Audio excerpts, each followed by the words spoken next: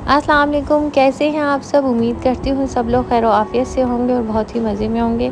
گھر میں ہی بچوں کو مینگو جوس بنا کے دیں اور گیسٹ بھی ہیں تو ان کو بھی آپ پلائیں۔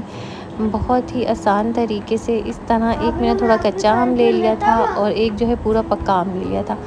اس کو جو ہے کاٹ کے اور آپ جو ہے جو کچا آم تھا وہ میں نے تھوڑا لیا تھا اور جو میٹھا آم تھا وہ پورا لے لیا تھا۔ کچے سے تھوڑا ٹیسٹ جو ہے تھوڑا کھٹا کھٹا سا آئے گا اور مزے کا ٹیسٹ آئے گا، اس لیے بس تھوڑا ہی لیا تھا۔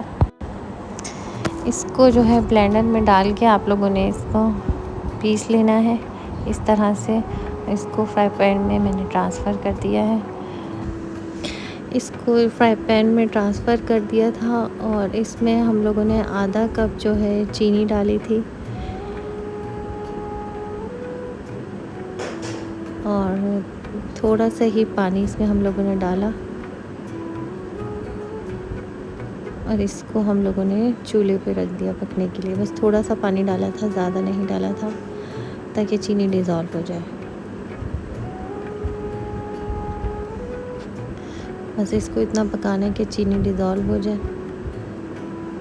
بہت ہی مزے کا گھر میں وداؤٹ کیمیکل، اور گھر میں ہی آپ اپنے بچوں کو جوس بنا کے دیں۔ بازار کے جو جوس ہوتے ہیں ان میں تو بہت زیادہ کیمیکل ہوتے ہیں، ان کو پریزرو رکھنے کے لیے بھی وہ لوگ پتہ نہیں کیا کیا ڈالتے ہیں۔ تو یہ فریش جوس آپ خود بھی پئیں، بچوں کو بھی پلائیں، اور ٹھنڈا اس میں پانی اور برف ڈال کے اور تھوڑا ہی جوس ڈال کے اپنے بچوں کو دیں اور انجوائے کریں۔ چینل پہ نئے ہیں تو لائک سبسکرائب شیئر ضرور کریں اور دعاؤں میں یاد رکھیں۔ اگر ریسیپی اچھی لگی ہے تو کمنٹ کر کے ضرور بتائے گا۔ اوکے، اللہ حافظ۔